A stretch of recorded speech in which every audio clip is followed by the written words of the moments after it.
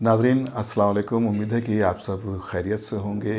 रमज़ान की इबादतें अल्हम्दुलिल्लाह मुकम्मल होने वाली हैं और ईद का मौसम आने वाला है। तो आज हम गुफ्तगू करेंगे नमाज ईद पर और फ़ितरे के मौजू पर हुज्जतुल इस्लाम वल मुस्लिमीन आली जनाब मौलाना सैयद क़याम हैदर रिज़वी साहब के साथ। क़िबला ये फ़रमाएँ कि जो ईद की नमाज़ है इसका क्या हुक्म है और ईद उल फ़ित्र में फ़ितरे का क्या हुक्म है सामीन के दरमियान। बिस्मिल्लाहिर्रहमानिर्रहीम वही नस्तईन। जी हम भी पहले से मुबारकबाद पेश करते हैं आप और नाज़रीन की खिदमत में।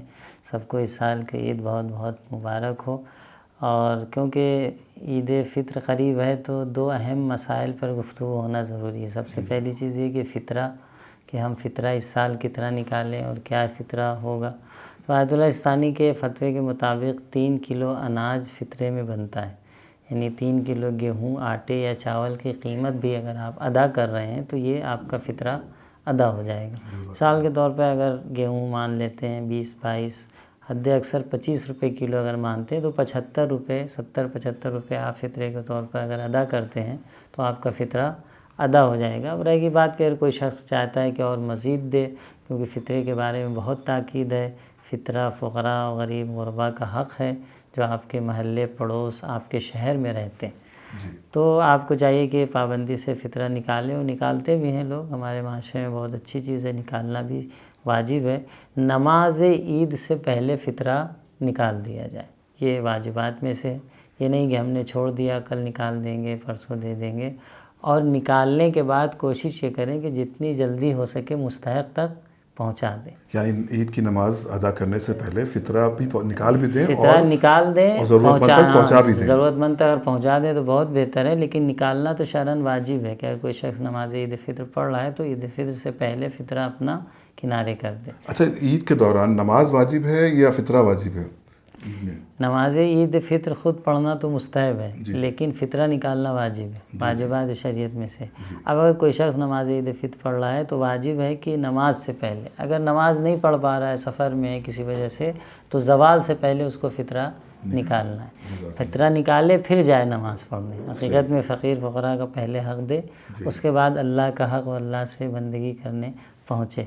एक सवाल क़िबला यहाँ पर और छोटा सा है नाज़रीन के लिए कि क्या रकम देना है से काम हो जाएगा, मतलब ये हक़ अदा हो जाएगा, या उसको अनाज ही देना चाहिए? देखिए, इसमें फ़ितरे में ये इजाज़त है कि आप रकम निकाल सकते हैं, जैसे अनाज के बदले में पैसा दे सकते हैं। रोज़े के फ़िदिया में जो फ़िदिया निकालते हैं, बीमारी की वजह से नहीं रख पाए या किसी वजह से, तो उसमें ख़ुद अनाज देना शर्त होता है।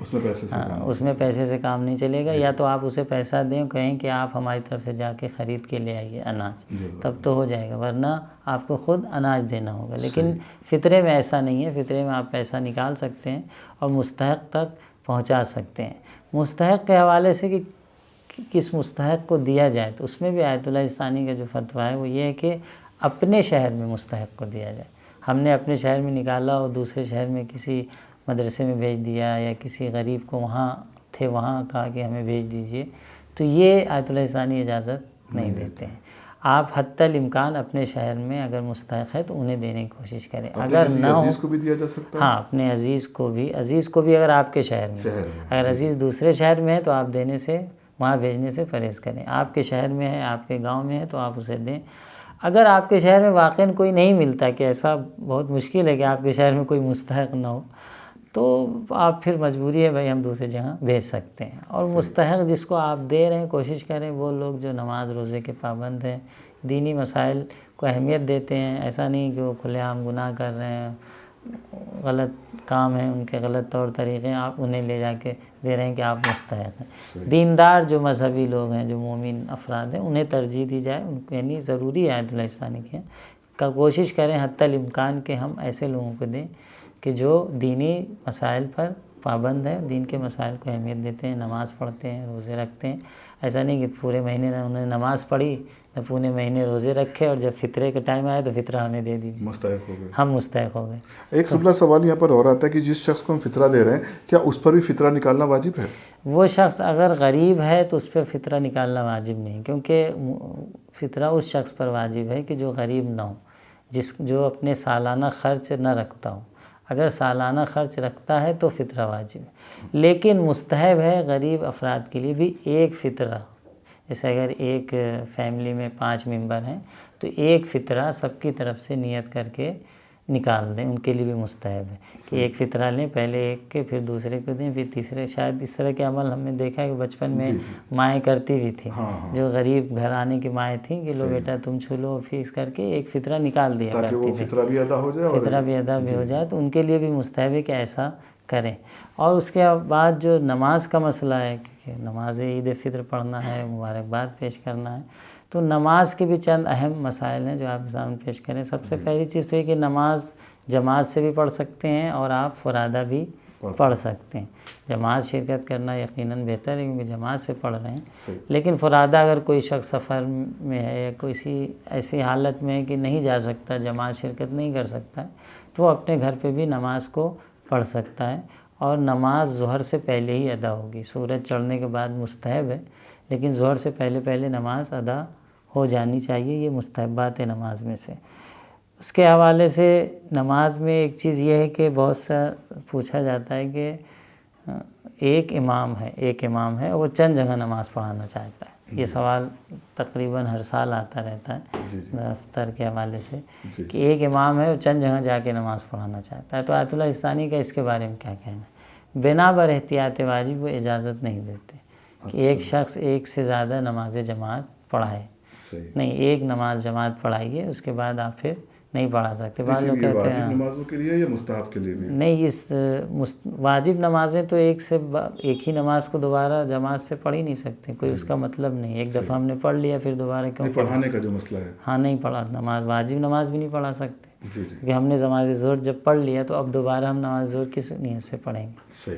تو واجب نمازیں بھی نہیں پڑھا سکتے. اور یہ مستحب نماز جو ایک امام کئی جگہ جا کے لوگوں کو پڑھاتے رہتے ہیں، تو اب اس میں بعض لوگ پوچھتے ہیں ہم اپنی نماز پڑھ رہے ہیں بلند آواز سے، وہ دہرا رہے ہیں، تو وہ جماعت پڑھانا نہیں ہوا، وہ فرادہ کی نیت کریں گے.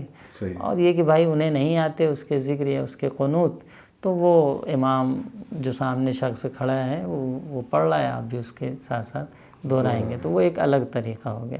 اور اسی میں یہ بھی ایڈ کرتے چلیں کہ دیکھیے خود نماز عید کا جو طریقہ ہے اس میں مشہور طریقہ یہ ہے کہ پہلی رکعت میں 5 قنوت ہیں اور دوسری رکعت میں 4 قنوت ہیں.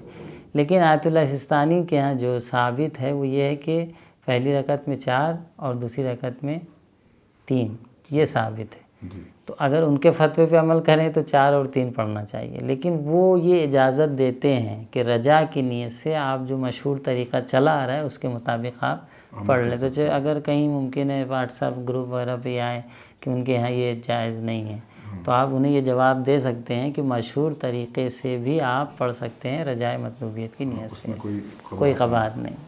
ایک مسئلہ قبلہ آپ نے جیسے بیان کر دیا، کیونکہ عید قریب سے قریب تر ہے، لیکن عید منانے کو لے کر ہم چاند دیکھتے ہیں، تو چاند کو لے کر کبھی کبھی تضاد بھی پیدا ہو جاتا ہے. اکثر چاند کچھ موسم کے خرابی کی وجہ سے نظر بھی نہیں آتا، تو اس کے لیے کیا مسئلہ ہے عید کا؟ دیکھیے چاند تو نظر آنا ضروری ہے. اگر مہینے کے 30 دن نہیں گزرے ہیں، 29 دن ہوا ہے، تو پھر چاند 30واں پہلی تاریخ اسی وقت ثابت ہوگی کہ چاند نظر آئے. اب اگر چاند ہمارے افق میں نظر نہیں آیا، یعنی ہمارے علاقے میں آس پاس کے شہر میں بھی نظر نہیں آیا، تو پھر ہم اعلان نہیں کر سکتے. آیت اللہ سستانی کا جو فتویٰ ہے اتحاد افق، یعنی ایک جگہ کا افق دوسری جگہ سے ملتا ہو. ایک جگہ اگر چاند نظر آ رہا ہو تو دوسری جگہ بھی اگر بادل یا اس جیسی رکاوٹ نہیں ہے تو نظر آئے گا. یہ شرط پوری ہونی چاہیے.